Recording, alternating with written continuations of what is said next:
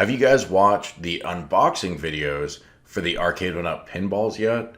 I just watched them recently and I've got a lot of comments. I think overall it looks more promising than maybe it did before, but there still are some questions out there. And there was one thing in particular I saw that looked disappointing. It looked like it was worse than what I had seen in Mel B's footage from Zen Studios when he showed that pre-production footage of his Marvel pinball.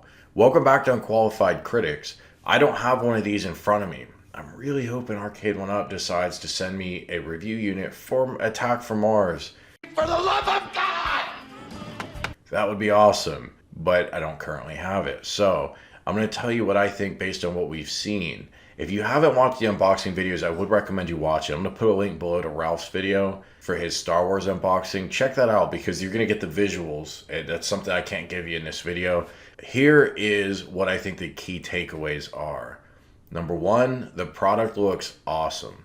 Little details too, like things like that polished stainless steel T-molding that surrounds the cabinet. It even extends to underneath the cabinet. I was really impressed to see that. Minor detail, but this really did look good from all angles. Now, I know there's been a lot of talk about the unit being damaged out of the box when Ralph unboxed his, but it looked like a one-off. It really looked like something punched through the cabinet. Anything can happen when you ship something like this, so unless this product comes out and there are mass reports of shipping damage, I'm just going to chalk that up to a one-off. I've seen damage in these Arcade1ups back in the day when they weren't packed very well, where I blamed the packaging, but that's not what this looked like, so I don't think that's that big of a deal. But speaking of shipping, this thing is heavy. Those large, I assume they're stainless steel, but those large metal legs looked great.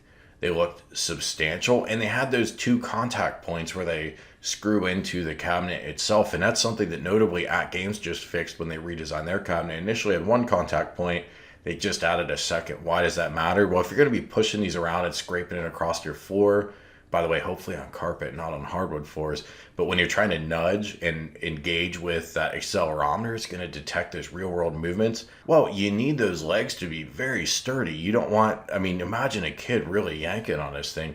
You don't want those legs to get pulled apart from the body. That would be really bad.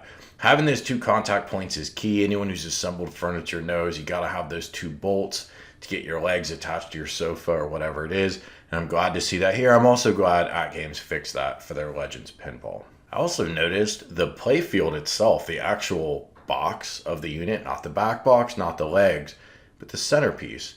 It comes pre-assembled, and the box then isn't flat. That's actually really good news. I think this is the first time Arcade1up's done that. Now, At Games has invested in shipping these large boxes before, basically cube-shaped, where the product comes partially assembled. Arcade1up hasn't. And for that reason, I've assumed we'll never get a proper racing or driving seat for, say, a steering wheel based cabinet from Arcade1up because you can't flat pack a racing seat. But if they're now open to doing cube shaped or crate boxes, then maybe one day we really will get driving seats. But that's aside from the point. It looked like assembly was pretty easy. You really just, back to the pinball, you're really just putting together the back box.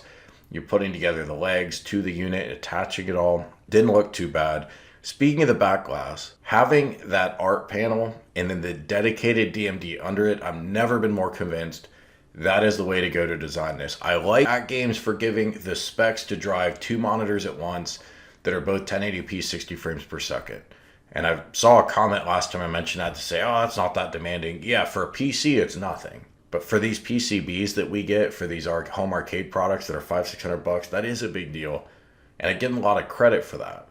But there's nothing like the immersion of being able to see the artwork and then under it, the dedicated back glass that we always get. And then under it, the dedicated DMD that we always get with pinball tables, old and new. That is awesome. And seeing it live in Ralph's stream convinced me more than ever that that really is the way to design this. Now, the artwork itself, that's not dynamic. That's not a monitor. It's just a piece of like plexi or something it's been printed on. Well, you can pull it out, so you know third-party vendors are going to be able to sell replacement artwork. However, to replace it, you have to actually disassemble the back box. I think that's a mistake. I think they should have put a little pocket here where you can drop artwork in and out or somehow remove it in a way that's non-obtrusive. But for those of you that want to swap that artwork, you'll be able to, and that is very good news. Now, Ralph seemed impressed by the haptic feedback, and as a viewer, I have no way to gauge that, so I'll just take his word for it until I get one for myself. But where I wasn't impressed was the motion detection. When I watched the Zen Studios footage of their pre-release unit, and I showed that, and even in slow motion format, he would nudge the player, Mel B, would nudge the cabinet, the ball would move. It was 1-to-1. It was as fluid as anything when I would look at it through a camera. But then when Ralph would do it, the ball would sometimes move, sometimes not, sometimes roll, sometimes jump. It seemed really imprecise, and I don't know if that's a software problem or if it has to do with the quality or location or whatever of the accelerometer. Maybe they needed multiple accelerometers. I have no idea. I hope it's a software issue, and then I hope it gets fixed. It didn't look great. I think that was the weakest part of the whole presentation, was that feedback of you push on the unit and you need it to move. If you're going to engage with motion controls, which is really what that is, then it needs to be 1-to-1. I think Nintendo Wii taught us that. Otherwise, you sort of learn what kind of inputs it can receive, and you game the system, so to speak. You shake it in just the right way to get it to do what you want it to do, but you start playing to its sensor rather than trying to play with it as its real world, and that breaks immersion. I hope that I'm exaggerating and it's not as bad as it looked on that video. Again, since I haven't played with it in person, I'm by no means giving a definitive statement on this. I'm just telling you it didn't look super promising. Speaking of immersion breaking, the real divide is, do you want the Legends Pinball or the Arcade1up Pinball? But if you're on Team Arcade1up Pinball, or you're leaning toward them, then you do have a big question of, do you want the digital native tables, Star Wars and Marvel, or do you want the real world tables with more earth-based physics and not the fantasy physics of those other tables? Well, to me, if I'm going to be playing pinball on a cabinet that looks like a real pinball table, then I'm going for as much immersion as possible.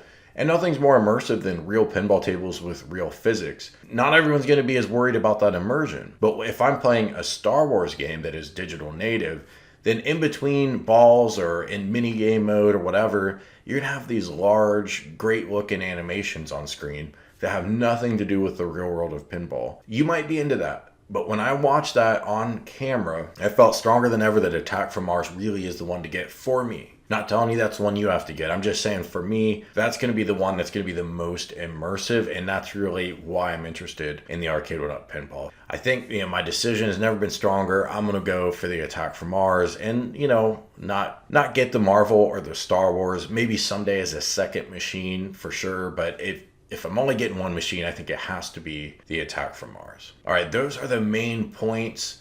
I thought overall the cabinet looked really good. I thought the pop-up scores looked terrible, so I'm glad you can turn that off. I'm kind of scratching my head as to why that's a default setting for on. Maybe I'm in the minority here. Maybe people do like seeing the pop-up scores. I personally don't get it. If I've got a dedicated DMD, that's what I'm looking at for my score feedback. I'm not looking at the playfield. You do get, obviously, a ton of options in that menu. You can turn the ball trails on and off. All that stuff we wondered about, are these things going to be able to be toggled? The answer seems to be yes to everything. You can turn everything on and off. You can even lower the volume of the haptic feedback. So you could play this in night mode, which we knew about that before, but that is really a nice touch. I want to hear from you guys as to which option you're going to go for, or are you still waiting to see? Because, we really don't know the Legends Pinball, how it's going to perform in the real world. That's to be determined.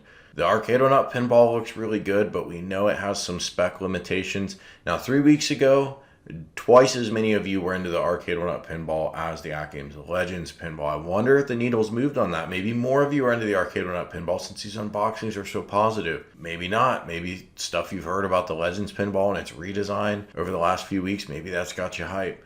Let me know what you think. Thanks for watching. I'll talk to you soon. Hey, consider hitting that join button to support the channel, and thanks so much for watching. Dripping lights paint the sky.